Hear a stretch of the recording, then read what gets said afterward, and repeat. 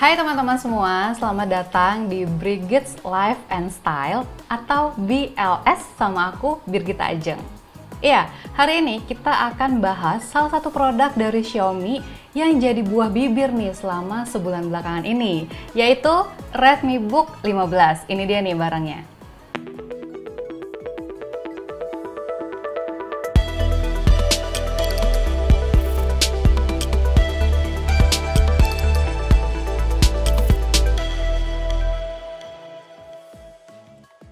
Ya, sejak 27 Juli lalu, Xiaomi telah mulai memasarkan Redmi Book ini ke Indonesia.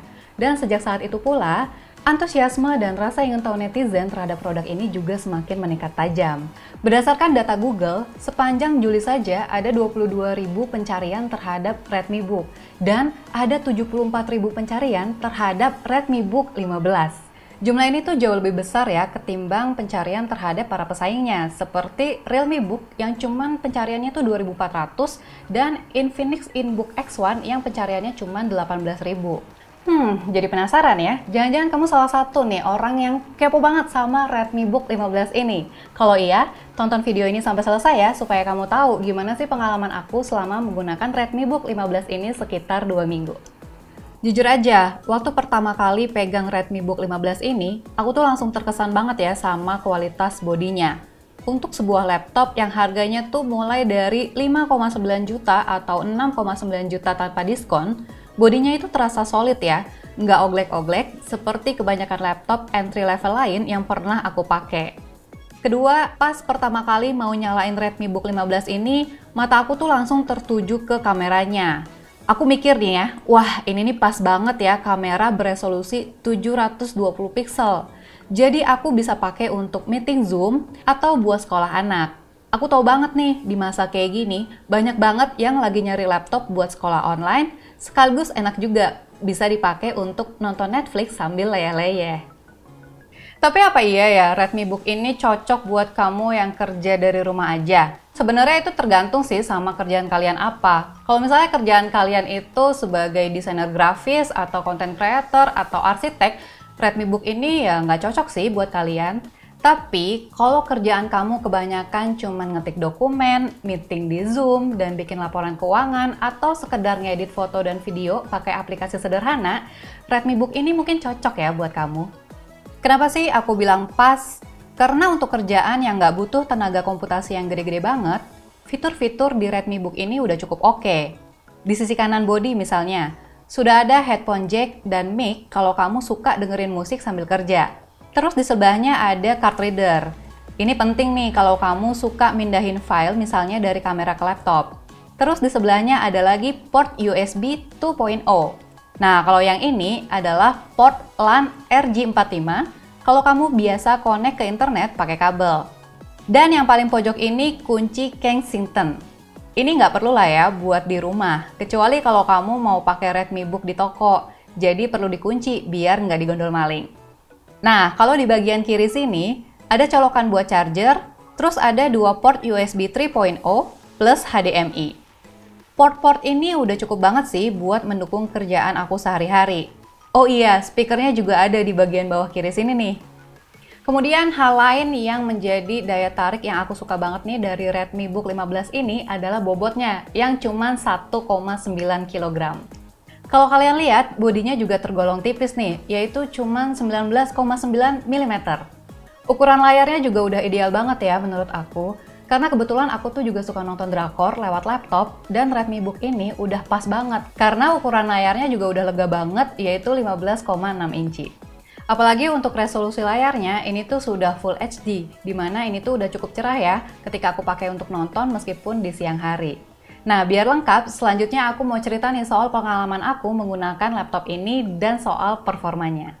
Redmi Book 15 yang aku pegang ini hadir dengan prosesor Intel Core i3 10 nanometer, 2 core 4 thread, berkecepatan 3 GHz.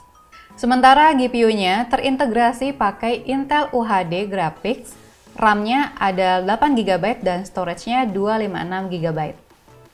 Seperti kebanyakan laptop kekinian, Xiaomi sudah melengkapi Redmi Book 15 dengan pengaturan mode.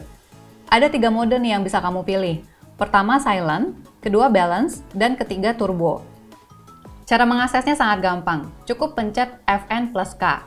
Kamu bisa memastikan hotkey ini sudah aktif dengan masuk ke BIOS. Cara masuk ke menu BIOS-nya juga gampang banget. Kamu bisa restart laptopnya, kemudian pencet dan tahan tombol F2. Aku sendiri selama pemakaian cukup sering mengaktifkan mode turbo. Jadi memaksa Redmi Book 15 untuk berjalan kepada kecepatan maksimum, supaya performanya benar-benar yang paling tinggi. Intinya biar nggak nge-lag. Kalau menurut keterangan Xiaomi, kecepatan CPU Redmi Book bisa naik dari 3 GHz ke 4,1 GHz kalau kita aktifkan mode turbo. Aku sempat ukur dengan aplikasi benchmark. Peningkatan performanya hampir sekitar 10%. Jadi dari speknya aja udah kelihatan ya kalau Redmi Book ini bukan laptop gaming. Karena itu aku nggak pernah pakai laptop ini buat main game. Aku cuman pakai untuk meeting di Zoom, nonton Netflix misalnya, atau melakukan aktivitas-aktivitas ringan lainnya.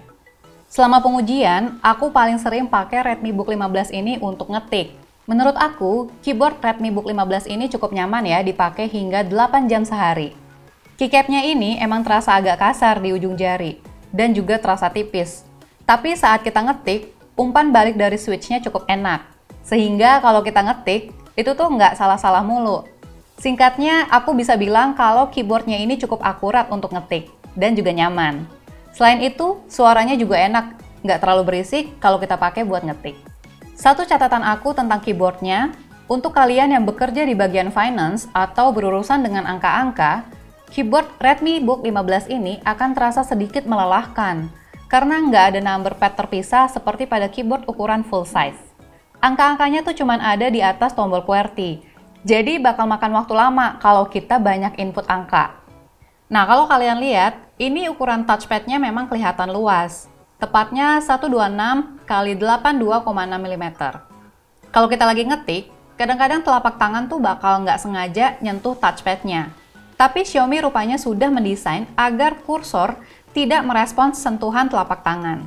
Kalau misalnya khawatir kursornya lari-lari, kalian bisa juga mematikannya menggunakan tombol F9. Jadi selama 2 minggu, aku tuh nggak pernah menemukan kendala berarti ya saat menggunakan laptop ini. Tapi bukan berarti Redmi Book ini perfect, karena selama pemakaian itu, storage-nya yang cuma aku pakai itu sedikit banget. Udah gitu, aku jarang banget ya pakai multitasking menggunakan aplikasi-aplikasi yang berat. Bahkan aplikasi seperti Photoshop atau Adobe Premiere juga nggak ada di laptop ini. Tapi aku yakin kalau kalian cuma butuh untuk ngetik, rapat di Zoom, internetan, nonton film, Redmi Book ini bisa cocok untuk melayani kebutuhan kalian. Kapasitas baterai Redmi Book 15 ini 46 watt per hour. Kalau menurut pengukuran Xiaomi, daya tahannya bisa sampai 10 jam waktu kerja. Dan pengisian daya hingga 50% hanya dalam waktu 30 menit. Tapi perlu kalian tahu, hasil itu didapatkan Xiaomi dengan pengujian, seperti memutar video beresolusi 1080 pixel, kecerahannya 150 nits dengan volume 50%, dan tidak tersambung ke internet. Kalau berdasarkan pengalaman aku, ketika dipakai buat kerja dan nyambung terus ke internet, dengan kecerahan layar hingga 50%, daya tahan baterainya sekitar 6 jam. Aku sempat juga ngetes pakai aplikasi benchmark, dan hasilnya ternyata nggak jauh beda. Hasil baterainya bisa bertahan selama 6 jam 34 menit. Walaupun tidak dirancang untuk game, aku sebenarnya sempat nyoba ya Redmi Book 15 ini nyoba ngetes untuk menjalankan game-game yang agak berat. Memang nggak langsung aku unduh dan pasang, tapi melainkan menggunakan aplikasi benchmark. Dan hasilnya sebenarnya udah bisa ditebak banget ya. Redmi Book 15 ini nggak sanggup menjalankan game-game yang berat. Dan kenapa dia nggak sanggup? Ya karena memang dari sananya tidak dirancang untuk game. Dan aku sebenarnya ngejalanin benchmark ini untuk mengobati rasa penasaran aku aja. Persisnya, kalau menurut aplikasi benchmark, Redmi Book hanya dapat kurang dari 30 fps saat bermain Battlefield 5 dengan pengaturan 1080 pixel ultra. Demikian juga saat main GTA 5, Apex Legends, dan Fortnite. Tapi gimana kalau misalnya kalian kebelet main game di Redmi Book 15 ini? Sebenarnya bisa kok, kalian bisa main solitaire atau Zuma. Dan kalian juga bisa main game edukasi bersama anak. Kalau buat ngedit foto dan video bisa juga, tapi pakai aplikasi bawaan Windows aja ya, bukan aplikasi pro semacam Photoshop, Premiere, atau After Effects. Nanti keburu tua pas rendering.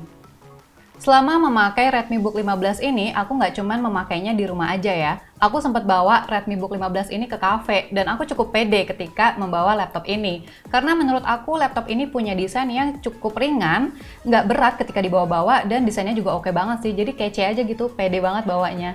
Nah, cukup sekian ya sharing aku soal pengalaman menggunakan Redmi Book 15 ini. Dan aku masih akan pakai laptop ini selama beberapa minggu ke depan.